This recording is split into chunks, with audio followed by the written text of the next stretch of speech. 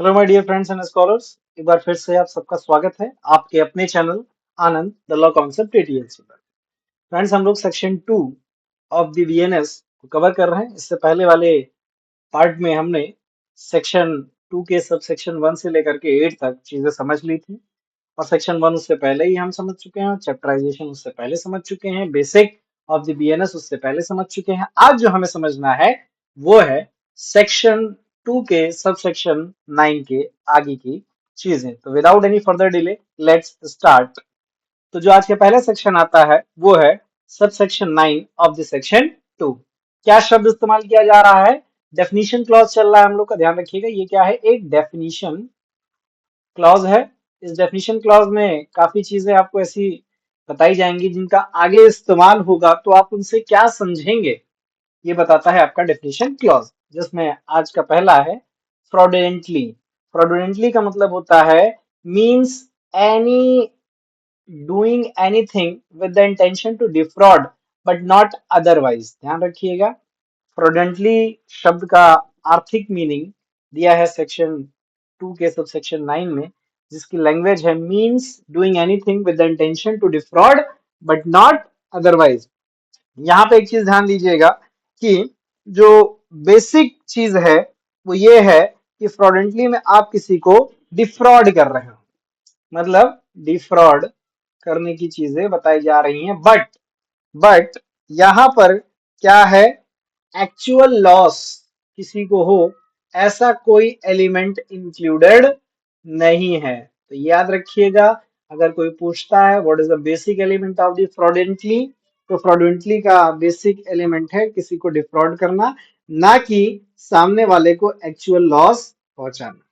आपने उसके साथ डिफ्रॉड किया, उसको एक्चुअल लॉस हुआ या नहीं हुआ ये मैटर नहीं करता है।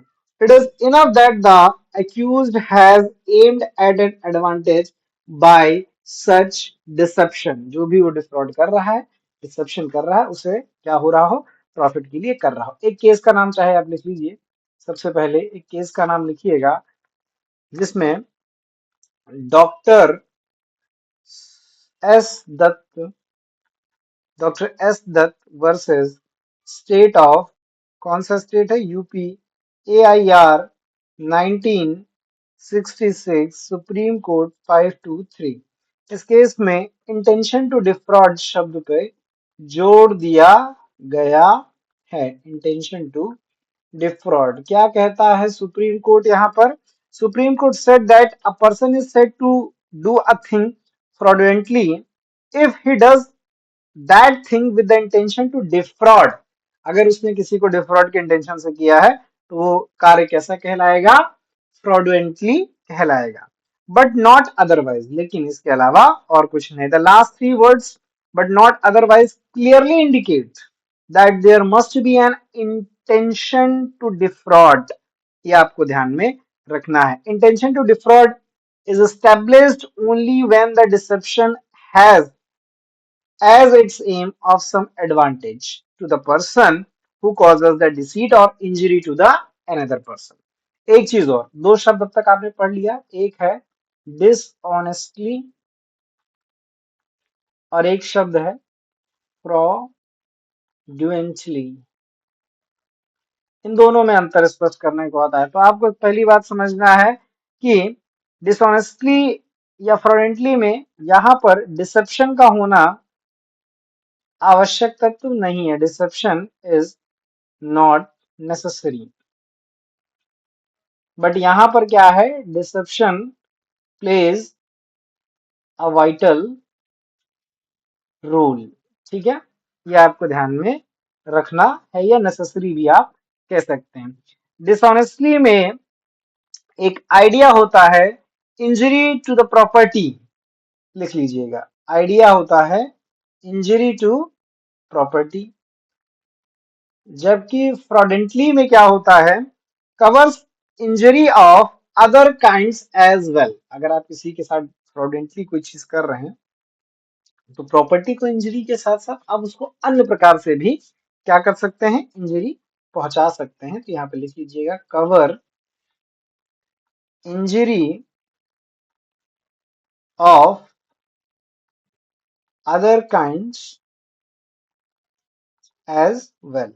और तीसरा, last but not the least, dishonest intention is the intention to cause loss of a specified property belonging to a definite individual। यहाँ पर क्या है, जो स्पेसिफाइड प्रॉपर्टी है आप उसी को क्या कर रहे हैं, कोई भी लॉस क्रिएट कर रहे हैं। जबकि यहाँ पर क्या है, फ्रॉडेंटली में refer injury to unspecified property के साथ भी आप क्या कर सकते हैं, किसी को इंजरी पहुंचा सकते हैं। यहाँ तक आपको चीजें ध्यान में रखनी पड़ेंगी। अगर आपसे कोई पूछ लेता है कि भाई what is the basic difference between the dishonestly and fraudulently, ठीक है। आइए आगे बढ़ते हैं, आगे बढ़ते हैं। क्या कहता है, एक टर्म और है यहाँ पर, जेंडर।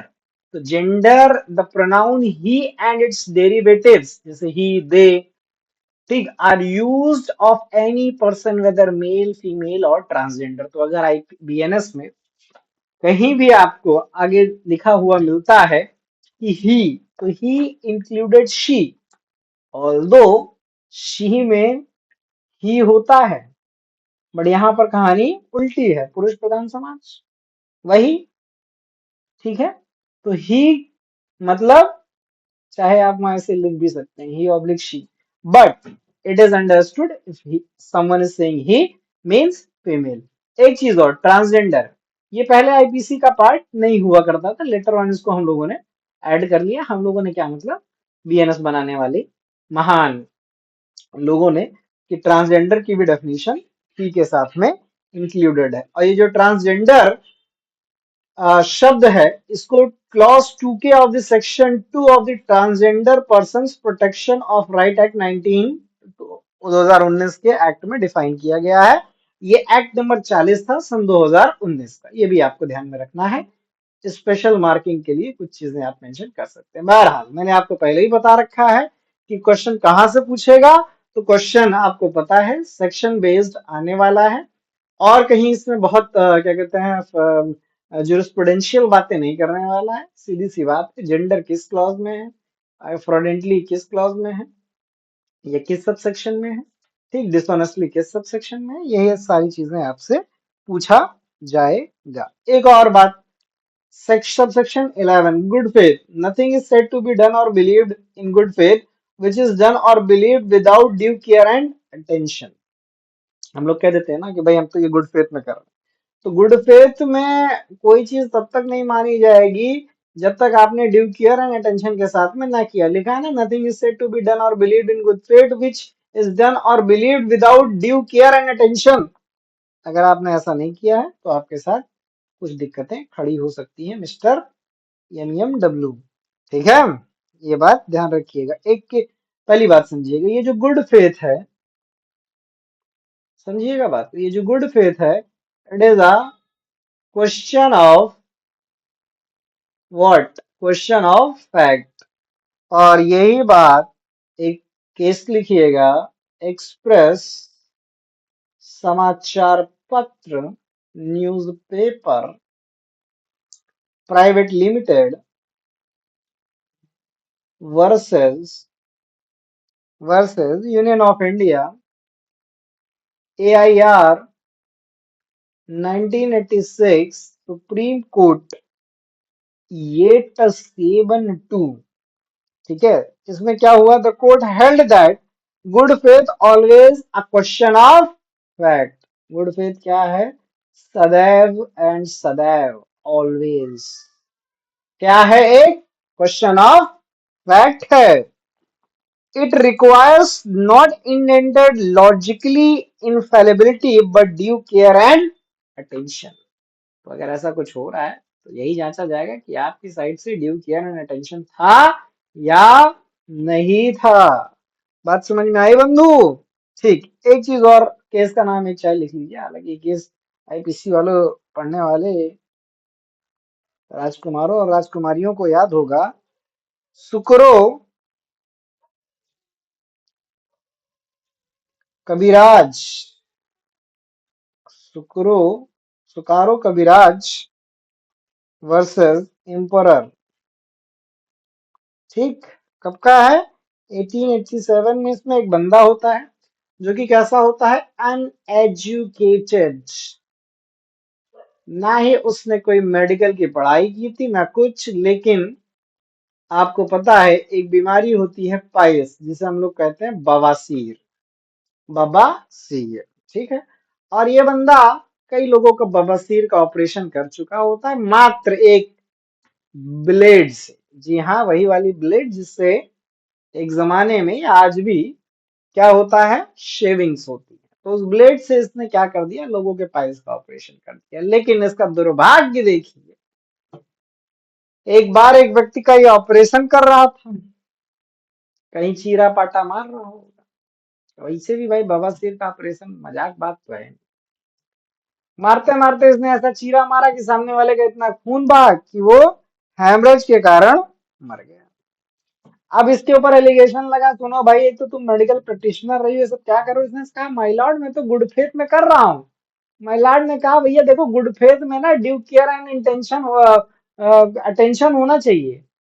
तुम्हारे अंदर कहाँ का ड्यू केयर है, ना तुम्हारे पास कोई डिग्री ना डिप्लोमा, चले हो तुम ऑपरेशन करने, तो ये ड्यू केयर कहाँ हुआ।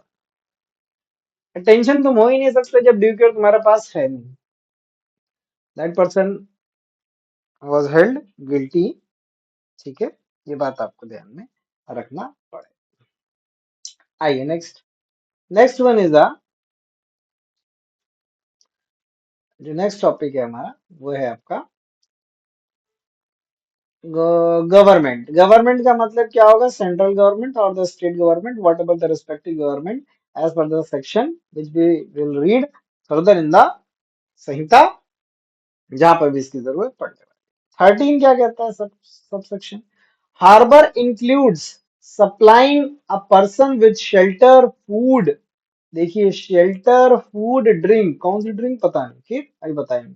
मनी क्लॉथ्स आर्म्स एनिमेशन और मीन्स ऑफ कन्वीनियंस और the assisting a person by means whether the same kind as those enumerated in this clause or not to evade the apprehension।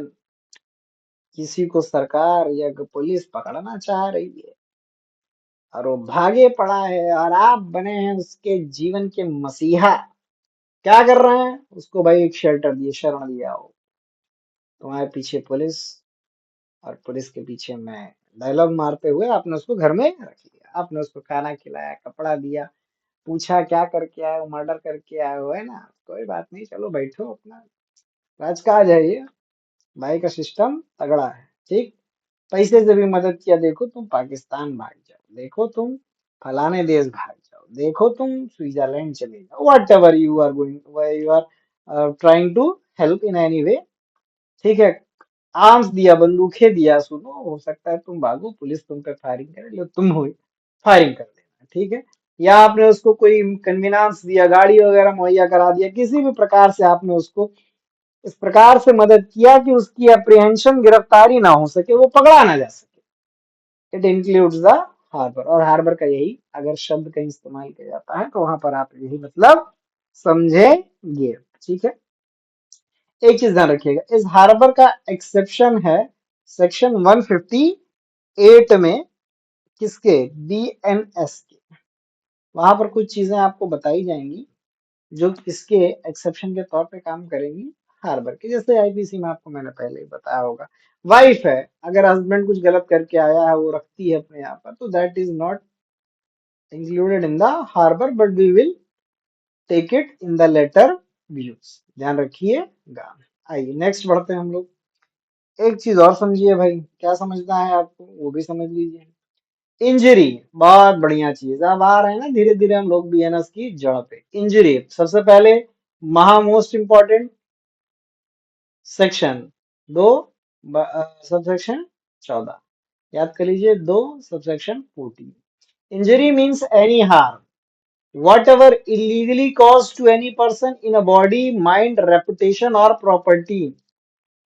Injury केवल तभी नहीं है जब तनमना के किसी ने आपको कान के नीचे 2 कंटाप मारा हो। इंजरी तब भी है जब किसी ने तनमना करके आपकी रेपुटेशन हिला दिया हो कि तुम चोर हो, बदतमीज हो, इस प्रकार की चीजें, आपकी रेपुटेशन में गिरावट आ गई, या उसने आपकी प्रॉपर्टी तहस नहस कर दिया। वो भी क्या है, एक इंजरी है। ठीक है, इंजरी केवल लिमिटेड नहीं है आपकी बॉडी तक कि भैया जब तक किसी ने मारा नहीं, मुंह सूजा नहीं, ठीक बल्ले से हाथ से खून गिरा नहीं, तब तक इंजरी नहीं मानेंगे। ऐसा कुछ नहीं, आपके दिमाग में किसी ने स्पार्क डाल दिया कि सुनो कल सुबह तुमको गोली मार दिया जाएगा, अब आप रात भर मेंटल टॉर्चर झेल रहे हैं, ये भी क्या इंजरी है। ठीक है, आपको पकड़ करके मैंने कोई ऐसा विजुअलाइजेशन दिखा दिया जो आप जिससे डर गए, घबरा गए, ये भी क्या है, एक इंजरी है। तो ये बात आपको ध्यान में हमेशा रखनी है। ठीक है, तो एक बात दिमाग में क्लियर कर लीजिए कि injury does not include only body harms but also includes any harm illegally cause to one's mind, reputation, property. याद रहेगा, उम्मीद से याद रहेगा। illegal या legally bound to do. The word illegal is applicable to everything which is an offense or which is prohibited by the law.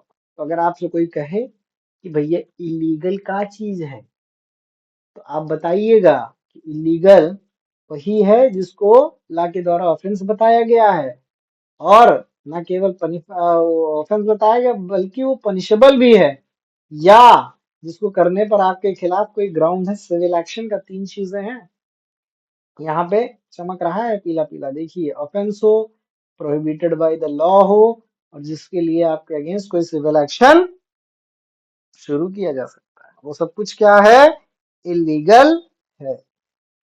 And person is said to be legally bound to do whatever it is illegal him to omit।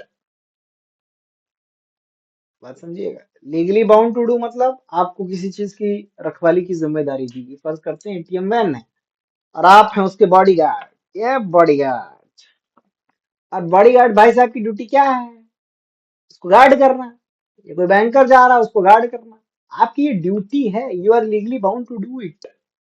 ठीक है, लेकिन आप क्या कर रहे हो, आप उससे ओमिट कर रहे हो, क्योंकि जरा सुट्टा मार के आते हैं, ठीक है, चिंगम चबा के आते हैं। अरे तुम्हारी जरूरत है वहां पर, जाओ खड़े हो, नहीं कोई गोली मार देगा, वैन लूट लेगा। मतलब आप जो चीज के लिए जिम्मेदारी दी गई है आप उसको कर ही नहीं रहे हैं, और जो नहीं दिया गया वो आप कोई काम अगर करने लगे तो वो भी क्या है, इलीगल है। बात समझ में आ गई, बहुत बढ़िया। अब आइए देखते हैं जज। फाइनली जिस चीज के लिए आप ये सब कुछ पढ़ रहे हैं वो क्या है, जज। आपसे मैं पूछ लूं, what do you understand by the जज। सर जुडिशियल एग्जाम की तैयारी कर रहे हैं, अच्छा क्या बनोगे बेटा, जज बनेंगे। सर क्या होता है जज, कंफ्यूज है सर, वही अदालत में बैठेंगे ऑर्डर ऑर्डर करेंगे। अरे होता क्या है जज, और पर्टिकुलर करूंगा तो जज एज पर दी बीएनएस क्या है। अब आप बन भी गए पता नहीं तो चीजें दिक्कत हो जाएगी, लेकिन क्या है, जज means a person who is officially designated as a जज and includes a person who is empowered by law to give in any legal proceeding civil or criminal definitive judgment। वो क्या है, जज है, कोई ऐसा व्यक्ति जिसे ऑफिशियली जज की कुर्सी डेजिग्नेट की गई है। ठीक है, सेल्फ डिक्लेरेशन नहीं कि मैं आज से जज हूँ। ठीक है, I am a content creator, I am a public influencer, इस तरीके की चीजें आप नहीं, आपका प्रॉपर क्या है, एक डेजिग्नेशन है जो किसी के द्वारा आपको दिया गया होगा। ठीक है, कौन देगा यहाँ पर, जाहिर सी बात है सरकार देगी। ठीक है, कॉन्स्टिट्यूशनल पोस्ट भी आएगी, ये चीज आपको ध्यान में रखनी है। Who is empowered by law to give, किसी भी मामले में आप क्या देने के लिए हैं, चाहे वो सिविल हो या क्रिमिनल, आप एक डेफिनेटिव जजमेंट दे सकते हैं, हाँ भाई ये चीजें तो इसमें ये चीजें। और a judgment which is not appealed against, या कोई ऐसा जजमेंट जिसके खिलाफ आप अपील नहीं कर सकते, वुड बी डेफिनेटिव। अगर आपने अपील है भी तो नहीं किया तो वो क्या हो जाएगा, फाइनल हो जाएगा। फाइनल का मतलब क्या है, ए और बी के बीच में लड़ाई हो गई, फर्ज करते हैं इनका भैया मेरा इतना रुपया इनसे बकाया है, आप कह रहे हैं कोई रुपया बकाया नहीं, एक जज साहब के पास गया, उन्होंने कह दिया भाई ये चीजें इनकी बकाया है, आप अपील नहीं कर सकते, या आप अपील करने का राइट था आपने नहीं किया, तो that judgement is a definitive, now it has to be enforced. अब क्या मतलब, उसको इन्फोर्स करना मतलब इट इज डेफिनेट, वो क्या हो गया, ब्रह्मा जी का लिखा हुआ हो गया, उसको मिटाया नहीं जा सकता है। तो ये कौन कर रहा है, एक जज कर रहा है, जो भी कुछ है। ठीक है, A judgment which is confirmed by and some another authority would be a definitive. आपने दे दिया। कुछ मामलों में हाई कोर्ट अपना हस्तक्षेप लगा देता है कि भैया देखो डेथ पेनाल्टी वगैरह दोगे, बिना हमारी परमिशन के नहीं लटका दोगे, ले जा करके रात में फांसी लगा दो, ऐसा आप नहीं कर सकते। तो ये भी क्या है, अगर कोई उसको अथॉरिटी उसको कंफर्म कर रही है, ठीक है। या कभी कभी प्रेसिडेंट मसी पिटिशन वगैरह सुन लेते हैं, भाई ठीक है लटकाओ, जैसा में बढ़िया मुकदमा सुन लिया, कोई जरूरत नहीं, तो वो भी क्या है, एक जज है। Which is of one of the body of a person, which body of person is empowered by law to give a judgment? Bench है, ठीक है। एक से ज्यादा जजेस हैं तो वो भी क्या है, उसमें जो लोग बैठे हैं वो जजेस ही बैठे हैं। अच्छा दूसरी चीज आइए देखते हैं क्या है, लाइफ। लाइफ का मतलब क्या है, वही जिसको आप मारेंगे पीटेंगे। Life means the life of a human being.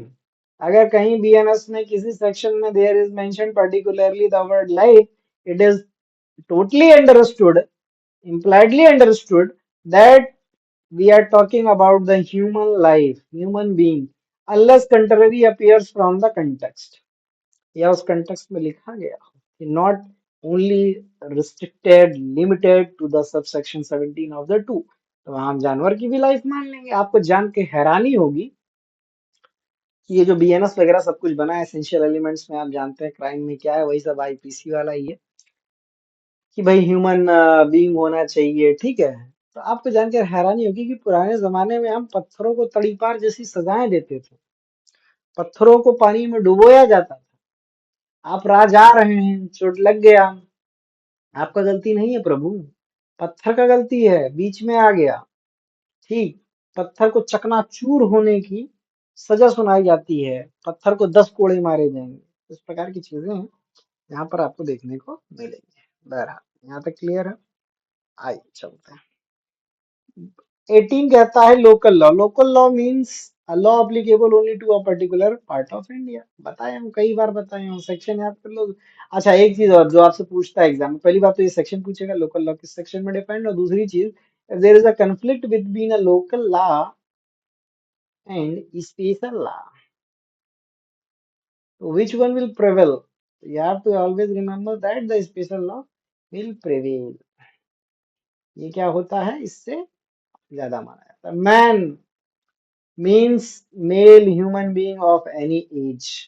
अगर कहीं लिखा है पुरुष, तो पुरुष का मतलब किसी भी उम्र का मेल प्राणी।